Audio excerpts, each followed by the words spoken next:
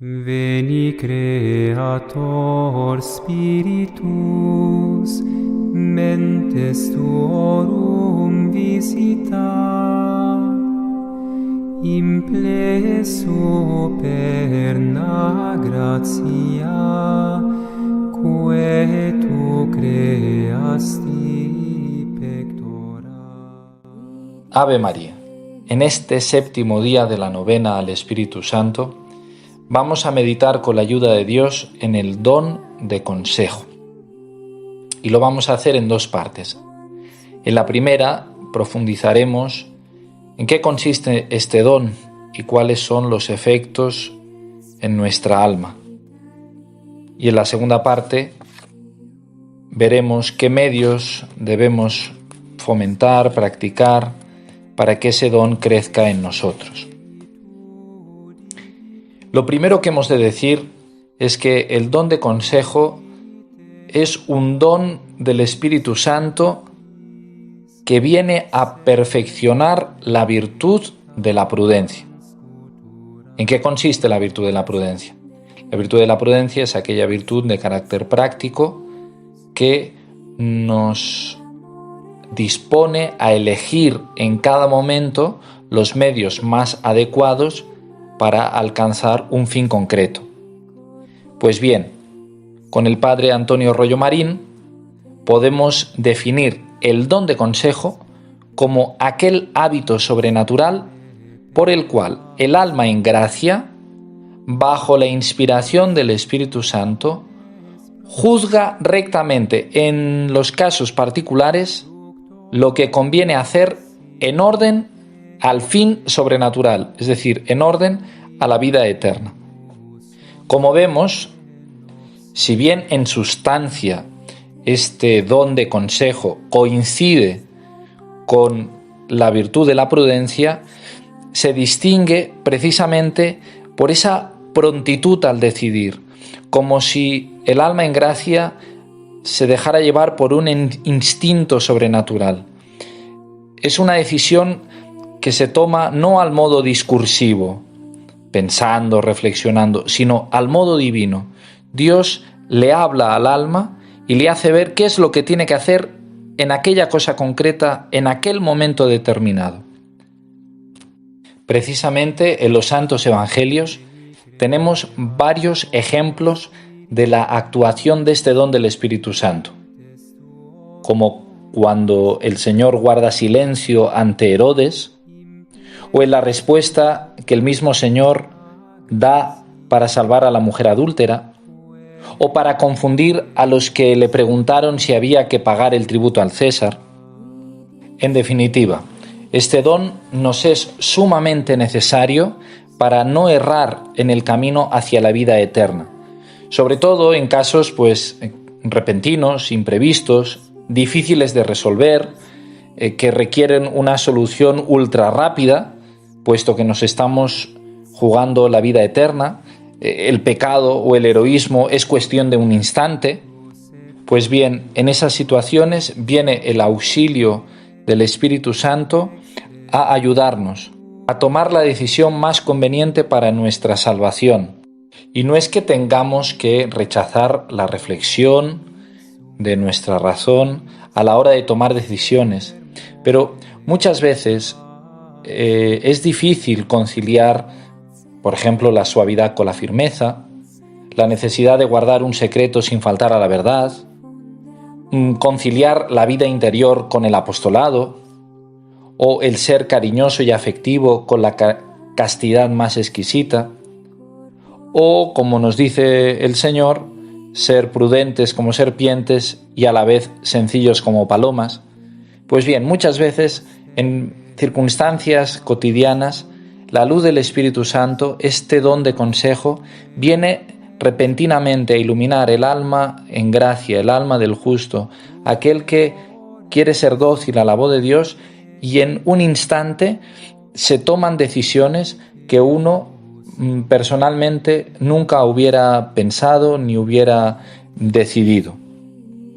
Este don de consejo nos es muy necesario porque a lo largo de nuestro día, de nuestra vida, se presentan múltiples ocasiones muy diferentes en que hay que tomar decisiones rectas según el querer de Dios. Y es un don que les es sumamente necesario a aquellas personas que tienen funciones de gobierno o dirigen espiritualmente a las almas o tienen algún cargo en servicio de los demás. Tenemos, por ejemplo, el caso de Santa Juana de Arco, que sin poseer el arte militar trazó planos y dirigió operaciones que pasmaron de admiración a los más expertos capitanes, que veían infinitamente superada su prudencia militar por aquella pobre mujer. Por eso hemos de pedir ese don de consejo para nosotros, pero también muy especialmente por los sacerdotes, por nuestro director espiritual.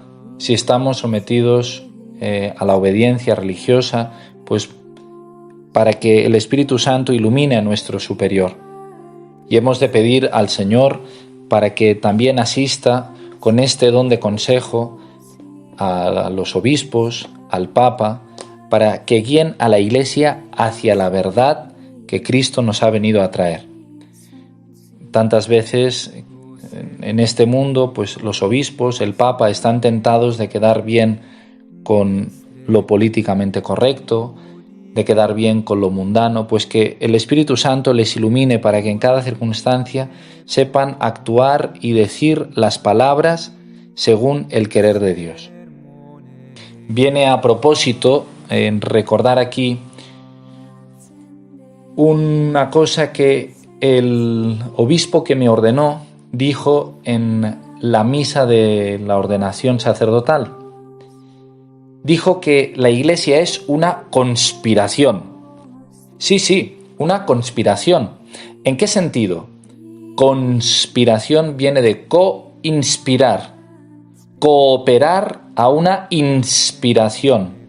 Y es el Espíritu Santo el que guía las almas y el que guía la Iglesia y el que inspira en las almas a todos los fieles, pero de manera especial a la jerarquía, y quiere de cada uno de nosotros que seamos instrumentos de su gracia para la salvación de las almas. Y en ese sentido, todos estamos llamados a cooperar en esta inspiración del Espíritu Santo, y por eso, de alguna manera, la Iglesia, podemos decir, es una conspiración, y todos estamos llamados a conspirar por el bien. Todos estamos llamados a trabajar en esta empresa del bien, para que, como decía Santa Teresa de Calcuta, si tú y yo somos buenos, si tú y yo trabajamos por el bien, hay un poquito menos de mal en el mundo.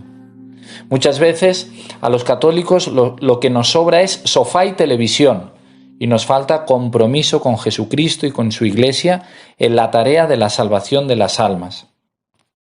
Pensemos esto seriamente, reflexionémoslo, hagamos examen de conciencia y veamos en qué nosotros, ayudados de la inspiración del Espíritu Santo, podemos trabajar por la conversión de las personas que están cerca de mí, para que conozcan al Señor y para que, conociéndolo y amándole, se salven. Bien, queridos hermanos, en esto consiste el don de consejo, en esa inspiración del Espíritu Santo para que el alma en gracia juzgue rectamente en cada caso particular, atención, casos particulares, en los que conviene tomar una decisión para dirigirnos hacia la vida eterna, hacia nuestro fin último sobrenatural. Muchos efectos buenos trae a nuestra alma este don. Nos preserva del peligro de una falsa conciencia, sobre todo en aquellas personas que tienen más conocimientos, más estudio, más ciencia teológica y moral. ¿Por qué nos preserva de un peligro de falsa conciencia? Bueno, pues porque muchas veces, engañados precisamente por esos conocimientos que tenemos, podemos llegar a confundir la luz con las tinieblas, porque nos dejamos llevar por una pasión o por un capricho que sabemos disfrazar o vestir de motivo ordenado o de motivo sobrenatural. También este don, como ya hemos dicho, pues nos resuelve con una seguridad y un acierto infalibles multitud de situaciones difíciles e imprevistas en que hemos de tomar decisiones en milésimas de segundo. Y esto, queridos hermanos, no es algo que se pueda comprar o se pueda adquirir con la práctica, sino que hay que tener un alma limpia, vivir en ese recogimiento interior para que cuando vengan esas ocasiones podamos escuchar la voz del Señor y podamos seguir la inspiración del Santo Espíritu. Y hay un último efecto que llama poderosamente la atención, que es que este don aumenta extraordinariamente nuestra docilidad y sumisión a los legítimos superiores. Leamos lo que nos dice el padre Antonio Rollo Marín a este respecto.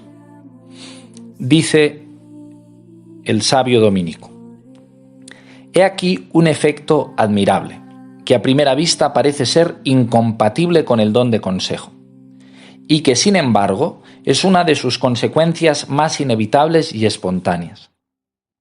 El alma, gobernada directamente por el Espíritu Santo, parece que no tendrá para nada obligación o necesidad de consultar sus cosas con los hombres.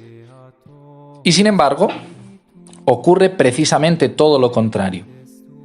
Nadie es tan dócil y sumiso, nadie tiene tan fuerte inclinación a pedir las luces de los legítimos representantes de Dios en la tierra, ya sean superiores, director espiritual, etc., como las almas sometidas a la acción del don de consejo. Y es porque el Espíritu Santo las impulsa a ello. Dios ha determinado que el hombre se rija y gobierne por los hombres. Y tenemos en la Sagrada Escritura multitud de ejemplos, como puede ser el caso de San Pablo, a quien el Señor le sale al encuentro en el camino de Damasco y sin embargo no le dice lo que tiene que hacer, porque se lo dirá a Ananías, que es ese instrumento que Dios ha elegido para que a San Pablo se le abran los ojos y reciba el bautismo. En este punto el testimonio que tenemos de Santa Teresa es tajante y expreso. Dice la santa: siempre que el Señor me mandaba una cosa en la oración, si el confesor me decía otra, me tornaba el mismo Señor a decir que le obedeciese, que obedeciese al confesor. En fin, este don nos previene contra dos vicios extremos en los que podemos caer, ya sea la precipitación en el obrar, siguiendo nuestros pensamientos y nuestras reflexiones de manera precipitada, sin pensar, sin analizar, sin detenernos. E igualmente nos previene del otro extremo, que sería la lentitud a la hora de tomar alguna decisión, llevados por la dejadez o por la negligencia. Vamos ahora en una segunda parte, brevemente, a enumerar y explicar los medios que debemos emplear para fomentar este don y para disponer nuestra alma a que el Señor siga obrando en nosotros y siga inspirándonos esos juicios que hemos de tomar y hemos de decidir en esas acciones concretas de nuestra vida, en el día a día, para ir por el camino de la vida eterna.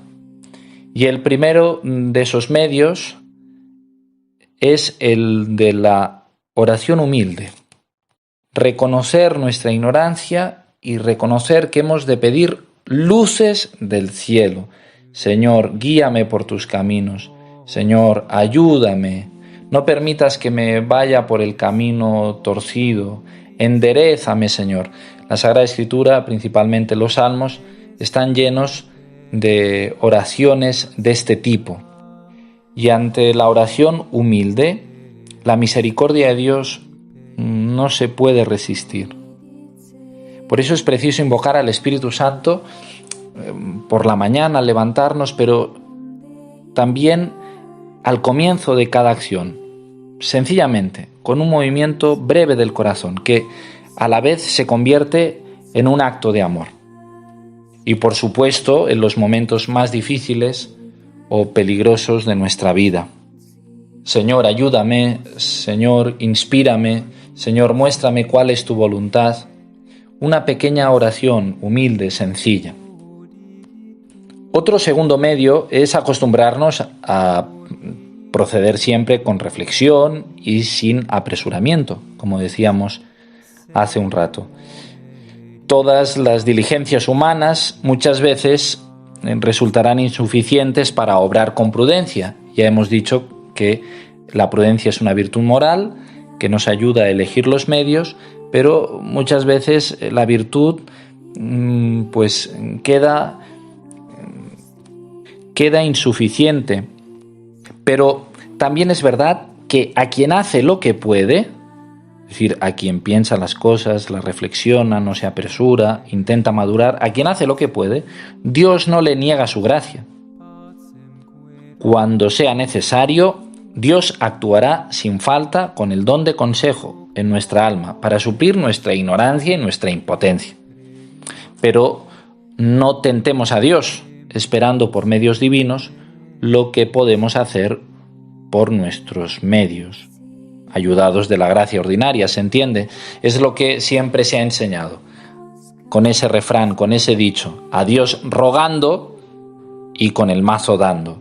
No puedo tentar a Dios esperando que Dios me dé algo que depende ordinariamente de mi actuar. Por eso es muy importante que antes de empezar el día, planeemos qué vamos a hacer en ese día. Nos organicemos, no dejemos las cosas a la improvisación. Y cuando tengamos que decidir grandes cosas, nos paremos a reflexionar maduramente. Y también, al llegar la noche, qué importante es hacer un examen de conciencia para ver en qué cosas estoy fallando, por qué estoy fallando, en qué ocasiones suelo caer más fácilmente. Todo esto dispondrá el alma de una manera natural para que cuando el Espíritu Santo en los momentos difíciles Él venga con una inspiración, le seamos dóciles.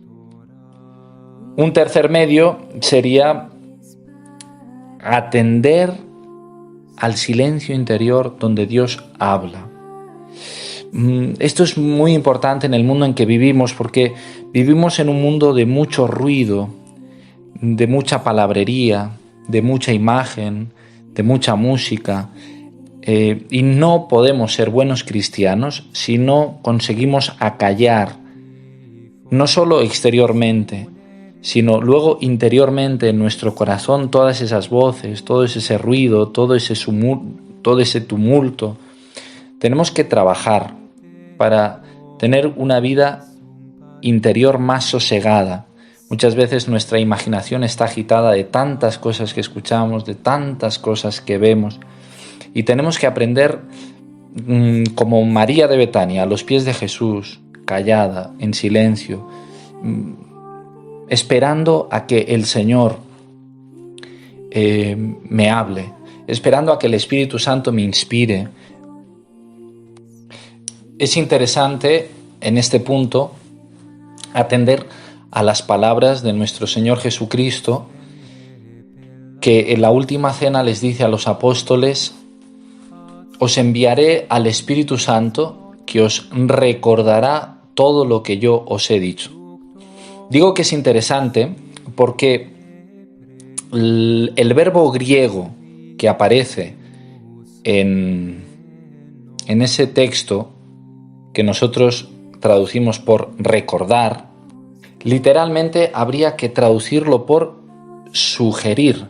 El Espíritu Santo os sugerirá todo lo que yo os he dicho, les dice Jesús. Pero, ¿por qué sugerir? Porque el verbo sugerir en griego es compuesto subgerir, que significa sub desde abajo, gerir, recordar. Literalmente sería: el Espíritu Santo os recordará desde abajo, es decir, os recordará desde dentro, desde el interior, que es donde habita en vosotros, todo lo que yo os he enseñado. Por eso digo que es muy importante el silencio interior y hacer silencio a nuestro alrededor, exterior e interiormente, porque si no, la voz de Dios que nos habla en el corazón no la podemos escuchar. Ya no digo si tenemos pecado mortal, pero aun viviendo en gracia, si nuestra vida está rodeada de ruidos, esa voz de Dios que nos sugiere, es decir, que nos habla desde dentro, no la podemos escuchar. Dice el padre Leonardo Castellani en un texto muy bonito, en el que habla de la importancia de este sugerimiento interior, de la sugerencia del Espíritu Santo. Dice así: eso es el Espíritu Santo en nosotros. No nos hace grandes filósofos, no hace nada nuevo, nos sugiere, es decir, nos recuerda desde abajo, como dice el texto griego. Simplemente nos sugiere todo lo que Cristo dijo. ¿Y para qué entonces? ¿No basta decirlo Cristo? ¿No basta con que lo haya enseñado Cristo? Y sin embargo, el Espíritu Santo nos lo enseña todo de nuevo. ¿Por qué? Porque una cosa es la voz exterior, otra es la voz interior. Es otra y la misma, porque lo que Cristo nos dice es lo mismo que el Espíritu Santo nos dice. Pero atención, hemos visto que la fe se compone como de dos elementos. Primero, los hechos históricos y la doctrina que nos viene de afuera, de la predicación de Cristo. Después, en un segundo momento, pero al mismo tiempo, la iluminación interior, esa sugerencia interior y el consentimiento que nosotros hacemos colaborando con Dios, que es el consentimiento de la gracia. Sí, acepto esto que se me ha dicho. Y movido interiormente por esa sugerencia del Espíritu Santo. Sigue diciendo el padre Castellani: ¿cómo creerán si no oyen?, dice San Pablo. ¿Y cómo oirán si no hay predicador? La fe viene del oído. Claro que sí, si no hay predicadores que prediquen el mensaje del Evangelio, ¿cómo va a creer la gente? Si no hay predicadores, no pueden escuchar lo que no se predica. Pero atención, porque de hecho, dice el padre Castellani, vemos que la predicación en algunas personas no hace ningún efecto, porque un hombre puede llevar un caballo al río, pero ni 10 hombres pueden hacerlo beber si no quiere. O mejor dicho, no es que no haga ningún efecto, es que hace a veces efectos contrarios a la fe, efectos de resistencia en muchos corazones. Hasta aquí el padre Leonardo Castellani. ¿Y por qué? ¿Por qué dice esto el padre Castellani? Que incluso la predicación exterior, la palabra exterior, en algunos no hace ningún efecto, sino que incluso puede hacer efectos contrarios a la fe. Porque si bien es importante la predicación, si bien es importante la palabra externa, si bien es importante la enseñanza desde afuera, si no hay ese sugerimiento desde dentro, que es lo que hace el Espíritu Santo con este don de consejo, nos ilumina, nos inspira, como decíamos antes, no hay nada que hacer. Una vida cristiana sin la inspiración del Espíritu Santo, sin esa ayuda interior del Espíritu Santo, al final es un mero formalismo que acabará vacío y sin frutos. Por lo tanto, claro que hay que procurar escuchar buena doctrina, buenos predicadores, leer buenos libros, pero si interiormente esa inspiración del Espíritu Santo no está en nosotros porque nos cerramos con falta de docilidad a la acción de Dios, ¿qué podemos esperar? ¿Cuáles serán los vacíos de nuestra vida? Por lo tanto, queridos hermanos, y con esta reflexión terminamos, seamos muy cuidadosos en el recogimiento interior, en la vida de oración, cada uno según su vocación. No reza lo mismo una madre de familia, un monje, un misionero, una contemplativa, pero seamos muy delicados con Dios en el recogimiento, en el silencio interior, en la vida de oración, en la fidelidad a las pequeñas gracias que Dios nos va dando, para que cuando el Señor actúe, el Espíritu Santo actúe en nosotros con ese don de consejo en nuestro interior, podamos inmediatamente corresponder a esa gracia, a ese don, y actuar en cada caso concreto dirigiéndonos al fin de la vida eterna para no desviarnos y perdernos eternamente en el infierno. Fons vivus ignis caritatis